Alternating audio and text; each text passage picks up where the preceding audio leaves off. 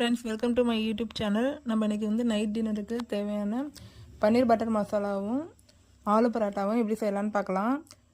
இது வந்து சப்பாத்திக்கு ரொம்ப டேஸ்ட்டாகவே இருக்கும். இது ரெஸ்டாரண்ட் ஸ்டைலில் செஞ்சுருக்கோம். இதுக்கு வந்து கடாயில் எண்ணெய் ஊற்றிக்கோங்க. பெரிய வெங்காயம் நல்லா வதக்கிக்கோங்க. இது நல்லா வதங்கினதுக்கப்புறம் தேவையான அளவு தக்காளியும் இதிலே சேர்த்து வதக்கிக்கோங்க. இதுவும் வதங்கினதுக்கப்புறம் முந்திரி பருப்பு, பாதாம் உங்களுக்கு தேவையான அளவு போட்டுக்கோங்க. இது எதுக்குன்னா கிரேவி வந்து கன்சிஸ்டன்சி ஆகிறதுக்கு தான், கொல கொலன்னு இருக்கிறதுக்கு நம்ம இதை சேர்த்துருக்கோம். இதை 2 நிமிஷம் வேகட்டும். இது வெந்ததுக்கப்புறம் இது ஒரு பாத்திரத்தில் எடுத்து ஆற வச்சுக்கலாம்.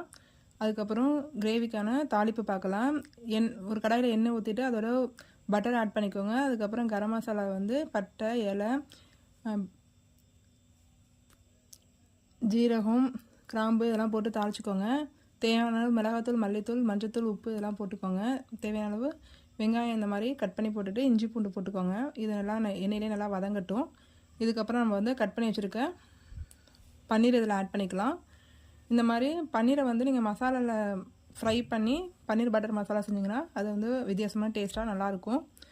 எல்லோரும் வந்து கிரேவி செஞ்சதுக்கப்புறம் தான் பன்னீர் ஆட் பண்ணுவாங்க. ஆனால் அந்த மாதிரி பண்ணாமல் இந்த மாதிரி பண்ணிங்கன்னா இன்னும் கொஞ்சம் டேஸ்ட்டாக இருக்கும் ரெஸ்டாரண்ட் ஸ்டைலில். இதுக்கடையில் வந்து இந்த வெங்காயம் தக்காளியும் அரைச்சி பேஸ்ட்டை வந்து இதிலே ஆட் பண்ணிக்கலாம். இப்போ தேவையான அளவு தண்ணி ஊற்றிக்கோங்க. உங்களுக்கு எந்த அளவு கிரேவி தேவையோ அந்த அளவுக்கு தண்ணி ஊற்றிட்டு இது நல்லா ஒரு கொதி வர வரைக்கும் வெயிட் பண்ணுங்கள். ஆல்ரெடி நம்ம மிளகாத்தூள், மஞ்சத்தூள்லாம் இதில் போட்டுட்டோம். இப்போ வந்து நம்ம வாசனைக்காண்டி கரம் மசாலாவும் ஆம்ச்சூர் பவுடரும் ஆட் பண்ண போகிறோம். இது நல்லா ஒரு கொதி வந்ததுக்கப்புறம் கரம் மசாலா, ஆம்ச்சூர் பவுடர் ஆட் பண்ணிக்கோங்க. அப்புறம் கஸ்தூரி மெத்தியும் இதில் ஆட் பண்ணிக்கோங்க. தேவையான அளவு உப்பு போட்டுக்கோங்க.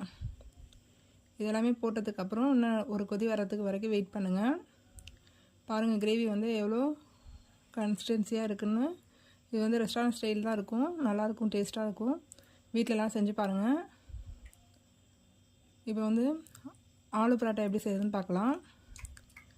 இப்போ வந்து ஒரு கொதி வந்ததுக்கப்புறம் தேவையான அளவு மசாலா போட்டுக்கோங்க. கரம் மசாலாவும் ஆம்ச்சூர் பவுடரும் ஆட் பண்ணிக்கலாம். லாஸ்ட்டாக தான் இதை ஆட் பண்ணணும். அப்போ தான் வந்து ஸ்மெல் நல்லாயிருக்கும். லாஸ்ட்டாக கஸ்தூரி மெத்தியும் மல்லித்தலையும் போட்டுட்டு நீங்கள் தேவையான அளவு பட்டர் மேலே ஆட் பண்ணிக்கோங்க. இப்போ டேஸ்டியான பட்டர் பன்னீர் மசாலா ரெடி ஆயிடுச்சு. நெக்ஸ்ட்டு ஆலு பரோட்டா எப்படி செய்யலாம்னு பார்க்கலாம். எப்போதும் சப்பாத்திக்கு மாவு பண்ணிடுற மாதிரி பிணைஞ்சி வச்சுக்கோங்க. இதுக்கிடையில் உருளைக்கிழங்கு வேக வச்சுட்டு அதோட கரம் மசாலாவும் ஆம்ச்சூர் பவுடர், கஸ்தூரி மெத்தி, மிளகாத்தூள், உப்பு இதெல்லாம் போட்டு நல்லா பிசைஞ்சிக்கோங்க. இதில் வந்து வெங்காயம் ஆட் பண்ணக்கூடாது. வெங்காயம் ஆட் பண்ணிங்கன்னா ஆலு பரோட்டா தேய்க்கும் போது பிஞ்சு போகும். அதனால் வெங்காயம் ஆட் பண்ணாமே செய்யுங்க. இந்த மாதிரி சப்பாத்தி தேய்க்கிற மாதிரி தேய்ச்சிட்டு இந்த ஸ்டஃபிங்கை வந்து கொஞ்சம் உள்ளே வச்சுக்க வேண்டியதான். இது கொஞ்சம் ஸ்ப்ரெட் பண்ணி வைங்க, ரவுண்டாக உருட்டாமல். இந்த மாதிரி சப்பாத்தியை ஃபோல்ட் பண்ணிக்கோங்க. ஃபோல்ட் பண்ணதுக்கப்புறம் 2 பக்கமும் மாவு தீவிட்டு இதை சப்பாத்தி எப்போதும் சப்பாத்தி தேய்க்கிற மாதிரி தேய்ச்சிக்கோங்க. அடுப்பில் வந்து தோசைக்கல் ஆல்ரெடி காஞ்சிட்ருக்கு. இப்போ வந்து இதில் வந்து நம்ம போட்டு எடுத்துக்க வேண்டியதான்.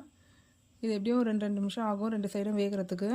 ஃபஸ்ட்டு எண்ணெய் ஊற்றாமல் இந்த மாதிரி வெந்ததுக்கப்புறம் மேலே பட்டர் ஆட் பண்ணிங்கன்னா இது ரெஸ்டாரண்ட் ஸ்டைலில் இருக்கும்.